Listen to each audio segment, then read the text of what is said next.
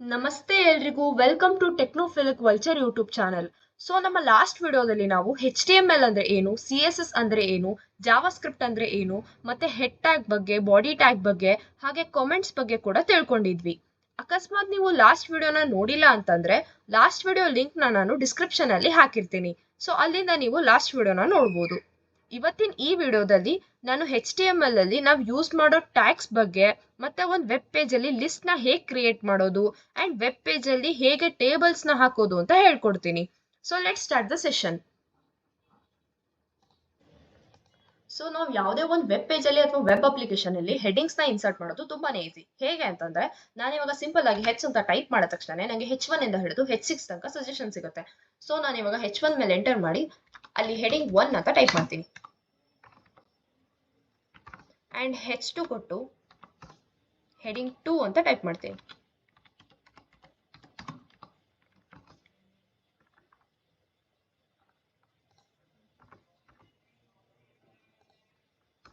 And H3 ಕೊಟ್ಟು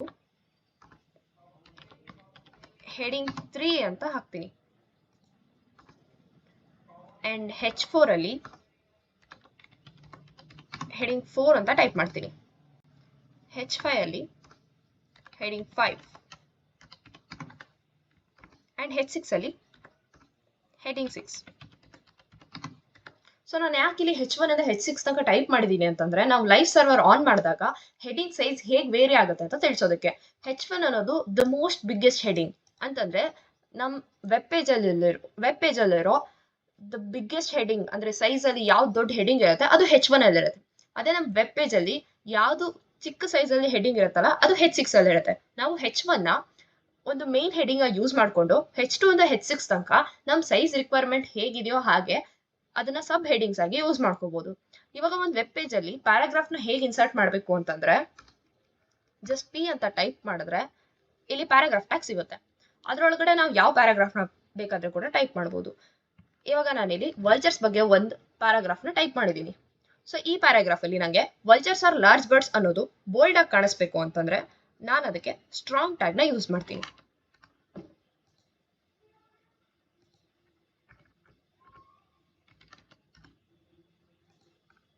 so ಈ strong tag ಒಳಗಡೆ ಇರೋ ವಲ್ಚರ್ಸ್ ಆರ್ ಲಾರ್ಜ್ ಬರ್ಡ್ಸ್ ಅನ್ನೋದು ನಂಗೆ ಲೈವ್ ಸರ್ವರ್ ಆನ್ ಮಾಡಿದಾಗ ಬೋಲ್ಡ್ ಆಗಿ ಕಾಣಿಸುತ್ತೆ. ಇವಾಗ ಇಲ್ಲಿ ಲಾಸ್ಟ್ ಲೈನ್ ಅಲ್ಲಿ ವಲ್ಚರ್ಸ್ ಆರ್ ಆಲ್ಸೋ ಕಾಲ್ಡ್ ಬಜರ್ಡ್ಸ್ ಅಂತ ಇದೆ. ಇದು ನಂಗೆ ಸಿಂಪಲ್ ಆಗಿ ಕಾಣಿಸಬಾರ್ದು, ನಂಗೆ ಇಟಾಲಿಕ್ ಫಾಂಟ್ ಸ್ಟೈಲ್ ಅಲ್ಲಿ ಕಾಣಿಸ್ಬೇಕು ಅಂತಂದ್ರೆ ಅವಾಗ ನಾನು ಎಂಫಸೈಸ್ ಟ್ಯಾಗ್ ನ ಯೂಸ್ ಮಾಡ್ತೀನಿ. ಸೊ ನಾನು ಸಿಂಪಲ್ ಆಗಿ EM ಅಂತ ಟೈಪ್ ಮಾಡಿದ್ರೆ ಇಲ್ಲಿ ನಂಗೆ ಎಂಫಸೈಸ್ ಟ್ಯಾಗ್ ಸಿಗುತ್ತೆ. ಸೊ ವಲ್ಚರ್ಸ್ ಆರ್ ಕಾಲ್ಡ್ ಬಜರ್ಡ್ಸ್ ಅನ್ನೋದನ್ನ ನಾನು ಎಂಫಸೈಸ್ ಟ್ಯಾಗ್ ಒಳಗಡೆ ಹಾಕ್ತೀನಿ. ಸೊ ಅವಾಗ ಈ ಸೆಂಟೆನ್ಸ್ ನನಗೆ ಇಟಾಲಿಕ್ ಫಾಂಟ್ ಸ್ಟೈಲ್ ಅಲ್ಲಿ ಸಿಗುತ್ತೆ. ಈಗ ನಂಗೆ ಈ ಲೈನ್ ಆದ್ಮೇಲೆ ಇಲ್ಲಿ ಲೈನ್ ಬ್ರೇಕ್ ಬೇಕು ಅಂದ್ರೆ vultures use there large wings ಅಲ್ಲಿಂದ ನಂಗೆ ನೆಕ್ಸ್ಟ್ ಲೈನ್ ಅಲ್ಲಿ ಟೈಪ್ ಮಾಡಬೇಕು ಅಂತಂದ್ರೆ ಅವಾಗ ನಾನು ಸಿಂಪ್ಲಿ BR ಟ್ಯಾಗ್ ನ ಯೂಸ್ ಮಾಡ್ತೀನಿ. ಯಾವುದೇ ಟ್ಯಾಗ್ ಓಪನ್ ಮಾಡಿದ್ಮೇಲೆ ಕ್ಲೋಸ್ ಮಾಡ್ಬೇಕಲ್ವಾ, ಬಟ್ BR ಟ್ಯಾಗ್ ನ ನಾನು ಇಲ್ಲಿ ಕ್ಲೋಸೇ ಮಾಡಿಲ್ಲ. ಯಾಕೆ ಅಂದ್ರೆ BR ಟ್ಯಾಗು ಒಂದು ಸೆಲ್ಫ್ ಕ್ಲೋಸಿಂಗ್ ಟ್ಯಾಗ್ ಆಗಿರುತ್ತೆ. ಅದಕ್ಕೆ ನಾವು ಕ್ಲೋಸಿಂಗ್ ಟ್ಯಾಗ್ ನ ಯೂಸ್ ಮಾಡೋ ಅವಶ್ಯಕತೆ ಇರಲ್ಲ. ನಾವು ಒಂದು ವೆಬ್ ಪೇಜ್ ಅಲ್ಲಿ ಬರೀ ಒಂದೇ ಪ್ಯಾರಾಗ್ರಾಫ್ ಆಡ್ ಮಾಡಬೇಕು ಅಂತೇನೆ ಇಲ್ಲ, ನಾವು ಎಷ್ಟು ಪ್ಯಾರಾಗ್ರಾಫ್ ಬೇಕಾದ್ರೂ ಆಡ್ ಮಾಡ್ಬೋದು. For example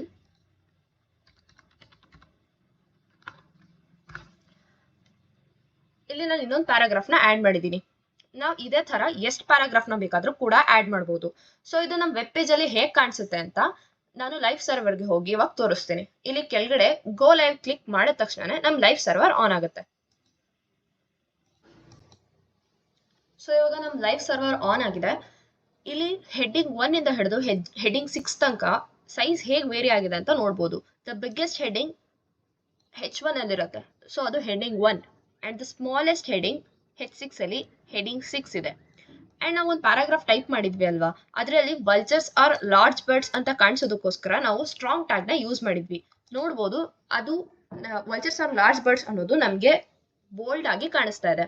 and vultures are also called buzzards ಅನ್ನೋದು ನಮಗೆ ಸ್ಪೆಷಲ್ ಆಗಿ ಕಾಣಿಸ್ಬೇಕು ಅಂದ್ರೆ ಇಟಾಲಿಕ್ ಫಾಂಟ್ ಸ್ಟೈಲ್ ಅಲ್ಲಿ ಕಾಣಿಸ್ಬೇಕು ಅಂತ ನಾವು EM ಅಂದ್ರೆ ಎಂಫಸೈಸ್ ಟ್ಯಾಗ್ ನ ಯೂಸ್ ಮಾಡಿದ್ವಿ. ಸೊ ಹಾಗಾಗಿ vultures are also called buzzards ಅನ್ನೋದು ನಮಗೆ ಇಟಾಲಿಕ್ ಫಾಂಟ್ ಸ್ಟೈಲ್ ಅಲ್ಲಿ ಕಾಣಿಸ್ತಾ ಇದೆ. And vultures use there large wings. ಅಲ್ಲಿಂದ ನಮಗೆ ನೆಕ್ಸ್ಟ್ ಲೈನ್ ಅಲ್ಲಿ ಟೈಪ್ ಮಾಡಬೇಕು ಅಂತ ನಾವಿಲ್ಲಿ BR ಟ್ಯಾಗ್ ನ ಯೂಸ್ ಮಾಡಿದ್ವಿ, ಹಾಗಾಗಿ ಅದು ನೆಕ್ಸ್ಟ್ ಲೈನ್ ಅಲ್ಲಿ ಟೈಪ್ ಆಗಿದೆ. ಸೊ HTML ಅಲ್ಲಿ ಬರೀ ಇಷ್ಟೇ ಟ್ಯಾಗ್ಸ್ ಇರೋದು ಅಂತ ಏನಿಲ್ಲ. ನೀವು ಗೂಗಲ್ ಸರ್ಚ್ ಮಾಡಿದ್ರೆ HTML ಅಲ್ಲಿ ಯೂಸ್ ಮಾಡೋ ಎಷ್ಟೊಂದು ಟ್ಯಾಗ್ಸ್ ಸಿಗುತ್ತೆ, ಬಟ್ ಮೇನ್ಲಿ ನಾವು ಯೂಸ್ ಮಾಡೋದು ಇಷ್ಟೇ. ಈ ಟ್ಯಾಗ್ಸ್ ನೆಲ್ಲ ನಾವು ಕಲಿಬೇಕು ಅಂತ ಏನೂ ಇಲ್ಲ, ನಾವು ವೆಬ್ಸೈಟ್ಸ್ ಬಿಲ್ಡ್ ಮಾಡ್ತಾ ಮಾಡ್ತಾನೆ ಆ ಟ್ಯಾಗ್ಸ್ ನಮಗೆ ನೆನ್ಪುಳಿಯುತ್ತೆ. ಸೊ ನೀವು ಗೂಗಲ್ ಅಲ್ಲಿ ಸರ್ಚ್ ಮಾಡಿ HTML ಟ್ಯಾಗ್ಸ್ ಅಂತ ಕೊಟ್ರೆ ಅಲ್ಲಿ ನಿಮ್ಗೆ HTML ಯೂಸ್ ಆಗೋ ಟ್ಯಾಗ್ಸ್ ಮತ್ತೆ ಆ ಟ್ಯಾಗ್ಸ್ ನಾವು ಏನಕ್ಕೆ ಯೂಸ್ ಮಾಡ್ತೀವಿ, ಅದರಿಂದ ನಮ್ಗೆ ಏನ್ ಹೆಲ್ಪ್ ಆಗುತ್ತೆ ಅಂತ ಅಲ್ಲಿ ಗೂಗಲ್ ಅಲ್ಲಿ ಸಿಗುತ್ತೆ. ಸೊ ಇವಾಗ ನಾವು ಯಾವುದೇ ಒಂದು ವೆಬ್ ಪೇಜ್ ಅಲ್ಲಿ ಒಂದು ಇಮೇಜ್ ನ ಹೇಗೆ ಇನ್ಸರ್ಟ್ ಮಾಡ್ತೀವಿ ಅಂತಂದ್ರೆ ಸಿಂಪ್ಲಿ IMG ಅಂತ ಟೈಪ್ ಮಾಡಿದ್ರೆ ಇಲ್ಲಿ ನಂಗೊಂದು ಎಮೆಟ್ ಅಬ್ರಿವೇಶನ್ ಸಿಗುತ್ತೆ. ಸೊ ಇದ್ರೊಳಗಡೆ ನಾವು ಆ ಇಮೇಜ್ ನ ಸೋರ್ಸ್ ನ ಹಾಕ್ಬೋದು. ಸೊ ನಾನು ಈ ಫೋಲ್ಡರ್ ಅಲ್ಲಿ image1.png ಅಂದ್ರೆ ಒಂದು ಇಮೇಜ್ ನ ನಾನು ಸೇವ್ ಮಾಡಿ ಇಟ್ಕೊಂಡಿದ್ದೀನಿ. ಸೊ ನಾನು ಸಿಂಪ್ಲಿ ಅದ್ರ ಹೆಸರನ್ನ ಟೈಪ್ ಮಾಡಿದ್ರೆ ಈ ಇಮೇಜು ನನಗೆ ವೆಬ್ ಪೇಜ್ ಅಲ್ಲಿ ಕಾಣಿಸುತ್ತೆ. ಅಕಸ್ಮಾತ್ ಈ ಇಮೇಜ್ ಕಾಣಿಸ್ಲಿಲ್ಲಪ್ಪ, ನನ್ನ ನೆಟ್ವರ್ಕ್ ಸ್ಲೋ ಇತ್ತು ಅಥವಾ ನಂಗೆ ಇಂಟರ್ನೆಟ್ ಕನೆಕ್ಷನ್ ಚೆನ್ನಾಗಿ ಸಿಗ್ತಾ ಇಲ್ಲ ಅಂದಾಗ ಆಲ್ಟರ್ನೇಟಿವ್ ಆಗಿ ಏನಾದರೂ ಟೆಕ್ಸ್ಟ್ ನಂಗೆ ಡಿಸ್ಪ್ಲೇ ಆಗಬೇಕು ಅಂತಂದ್ರೆ ಅದನ್ನ ನಾವಿಲ್ಲಿ ಬರಿತೀವಿ ಆಲ್ಟ್ ಒಳಗಡೆ. ಫಾರ್ ಎಕ್ಸಾಂಪಲ್ ಇವಾಗ this is an vulture image.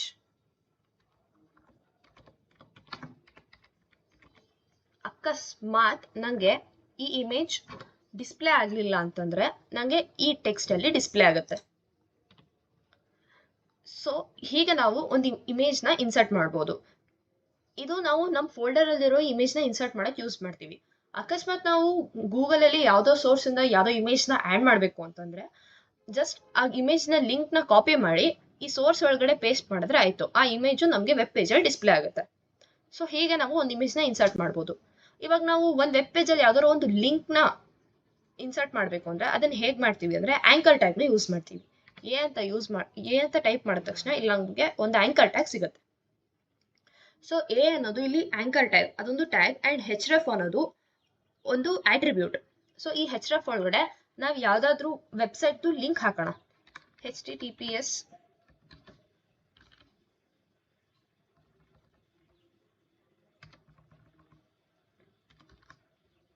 google.com ಅಂತ ಕೊಟ್ರೆ ಅಂಡ್ ಇಲ್ಲಿ ಓಪನ್ ಗೂಗಲ್ ಅಂತ ಕೊಡ್ತೇನೆ.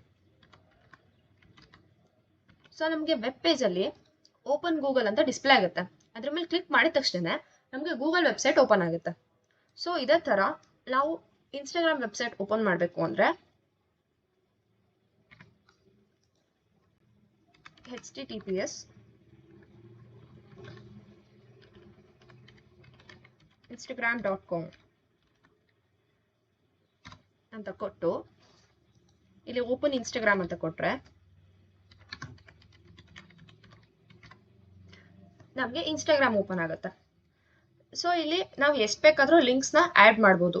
ಇವಾಗ ನಮ್ಗೆ ತುಂಬಾ ಲಿಂಕ್ಸ್ ಆಡ್ ಮಾಡೋದಿದೆ ಅಂತಂದ್ರೆ ಪದೇ ಪದೇ ಟೈಪ್ ಮಾಡ್ಬೇಕು ಅಂತ ಏನಿಲ್ಲ. ಇವಾಗ ನಾನು ಇನ್ನ 4 ಲಿಂಕ್ ಏನಾದ್ರು ಹಾಕ್ಬೇಕು ಅಂದ್ರೆ A*4 ಅಂತ ಕೊಟ್ಟು ಎಂಟರ್ ಕೊಟ್ರೆ ಸೊ ಇಲ್ಲಿ ನನಗೆ 4 ಆಂಕರ್ ಟ್ಯಾಗ್ ಸಿಗುತ್ತೆ.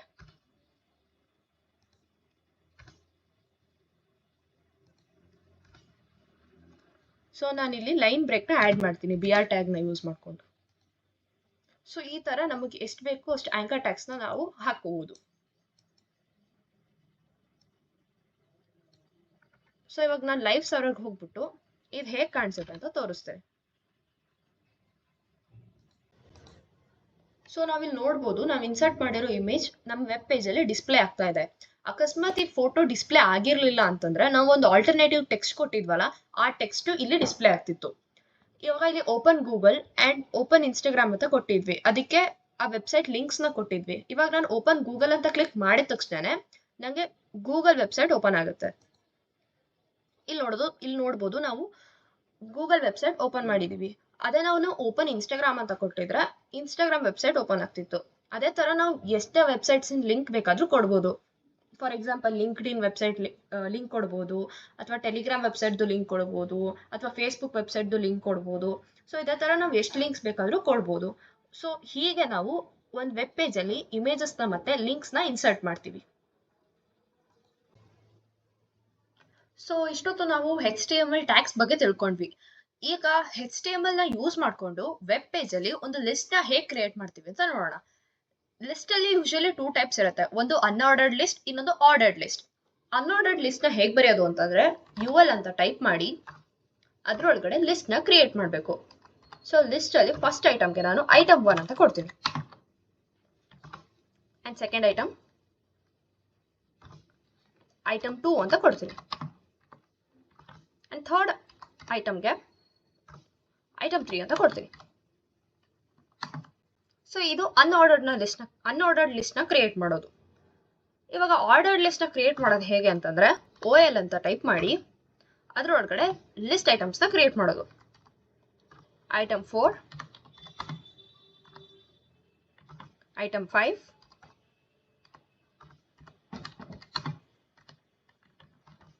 and item 6. ಸೊ ಹೀಗೆ ನಾವು ಅನ್ಆರ್ಡರ್ಡ್ ಮತ್ತೆ ಆರ್ಡರ್ಡ್ ಲಿಸ್ಟ್ ನ ಕ್ರಿಯೇಟ್ ಮಾಡ್ಬೋದು. ಈಗ ಒಂದು ಲಿಸ್ಟ್ ಒಳಗಡೆ ಇನ್ನೊಂದು ಲಿಸ್ಟ್ ನ ಕ್ರಿಯೇಟ್ ಮಾಡಬೇಕು ಅಂತಂದ್ರೆ ನೆಸ್ಟೆಡ್ ಲಿಸ್ಟ್ ನ ಹೇಗೆ ಕ್ರಿಯೇಟ್ ಮಾಡೋದು ಅಂತಂದ್ರೆ, ಇವಾಗ ಫಾರ್ ಎಕ್ಸಾಂಪಲ್ ಐಟಮ್ 2 ಅನ್ನೋ ಒಂದು ಲಿಸ್ಟ್ ಅಲ್ಲಿ ನಾನು ಇನ್ನೊಂದು ಲಿಸ್ಟ್ ನ ಕ್ರಿಯೇಟ್ ಮಾಡಬೇಕು. ಹೇಗೆ ಅಂತಂದ್ರೆ ಮತ್ತೆ UL ಅಂತ ಟೈಪ್ ಮಾಡಿ ಅದ್ರೊಳಗಡೆ ಲಿಸ್ಟ್ ಐಟಮ್ಸ್ ನ ಹಾಕ್ತಾ ಹೋಗೋದು. ಐಟಮ್ A,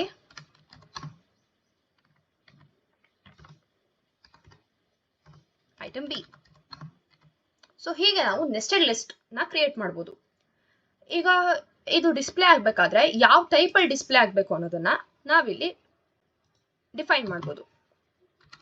ಟೈಪ್ ಅಂತ ಕೊಟ್ರೆ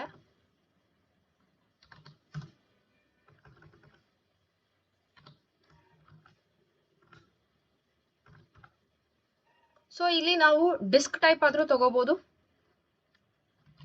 ಆರ್ ಸ್ಕ್ವೇರ್ ಟೈಪ್ ಆದ್ರೂ ಡಿಸ್ಪ್ಲೇ ಮಾಡ್ಬೋದು,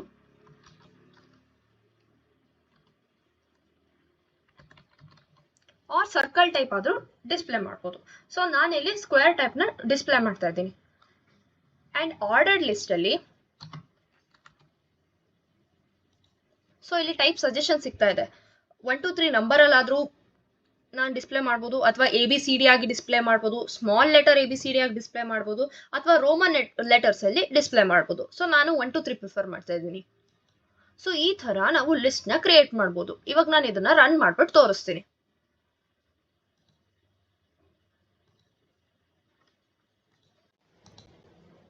ಸೊ ಇವಾಗ ನಾವು ನೋಡ್ಬೋದು, ನಾವು ಕ್ರಿಯೇಟ್ ಮಾಡಿರೋ ಅನ್ಆರ್ಡರ್ಡ್ ಲಿಸ್ಟ್ ನಮ್ಗೆ ಈ ತರ ಕಾಣಿಸ್ತಾ ಇದೆ, ಅಂಡ್ ನಾವು ಕ್ರಿಯೇಟ್ ಮಾಡಿರೋ ಆರ್ಡರ್ಡ್ ಲಿಸ್ಟ್ ನಮ್ಗೆ ಈ ತರ ಕಾಣಿಸ್ತಾ ಇದೆ. ಸೊ ನಾನು ಅನ್ಆರ್ಡರ್ಡ್ ಲಿಸ್ಟ್ ಅಲ್ಲಿ ಟೈಪ್ ನ ಸ್ಕ್ವೇರ್ ಅಂತ ಡಿಫೈನ್ ಮಾಡಿದೆ. ಸೊ ಇಲ್ಲಿ ಸ್ಕ್ವೇರ್ ಬುಲೆಟಿನ್ ಪಾಯಿಂಟ್ಸ್ ಬಂದಿದೆ. ಅದೇ ನಾನು ಸರ್ಕಲ್ ಅಂತ ಡಿಫೈನ್ ಮಾಡಿದ್ರೆ ನನಗೆ ಸರ್ಕಲ್ ಬುಲೆಟಿನ್ ಪಾಯಿಂಟ್ಸ್ ಬಂದಿರೋದು ಈ ತರ. ಅದೇ ನಾನು ಡಿಸ್ಕ್ ಅಂತ ಡಿಫೈನ್ ಮಾಡಿದ್ರೆ ಅವಾಗ ಫಿಲ್ಡ್ ಸರ್ಕಲ್ ಬುಲೆಟಿನ್ ಪಾಯಿಂಟ್ಸ್ ಬಂದಿರೋದು. ಅಂಡ್ ನಾನು ಆರ್ಡರ್ಡ್ ಲಿಸ್ಟ್ ಅಲ್ಲಿ 1 2 3 ನಂಬರ್ ನ ಸೆಲೆಕ್ಟ್ ಮಾಡಿದ್ದೆ. ಸೊ ಇಲ್ಲಿ 1 2 3 ಆಗಿ ಬಂದಿದೆ. ಅದೇ ನಾನು ರೋಮನ್ ಲೆಟರ್ಸ್ ಸೆಲೆಕ್ಟ್ ಮಾಡಿದ್ರೆ ರೋಮನ್ ಲೆಟರ್ಸ್ 1 2 3 ಬಂದಿರೋದು. ಅದೇ ನಾನು ABC ಸೆಲೆಕ್ಟ್ ಮಾಡಿದ್ರೆ ಇಲ್ಲಿ ABC ಬಂದಿರೋದು.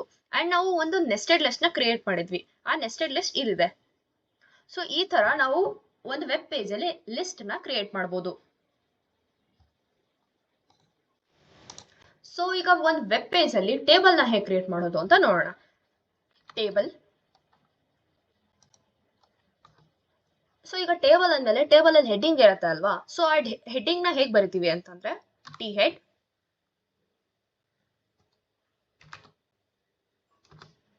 ಸೊ ಹೆಡ್ಡಿಂಗ್ ಒಳಗಡೆ ಒಂದು ರೋ ನ ಕ್ರಿಯೇಟ್ ಮಾಡ್ತಾ ಇದ್ದೀನಿ.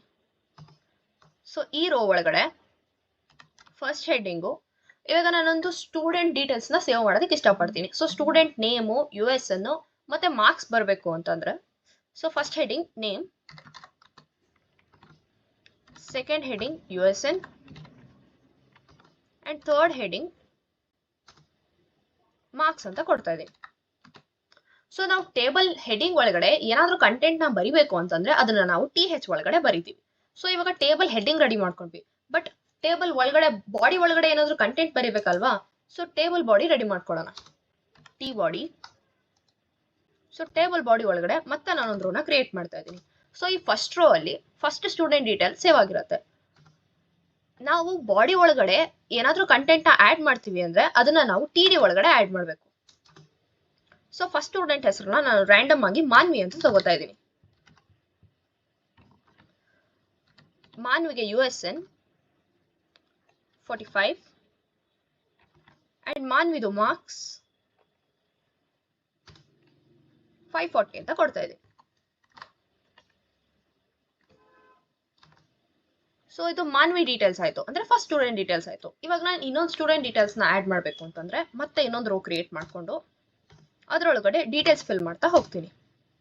ಸೊ ಸೆಕೆಂಡ್ ಸ್ಟೂಡೆಂಟ್ ಹೆಸರು ವಿಹಾನ್. ವಿಹಾನ್ಗೆ USN 67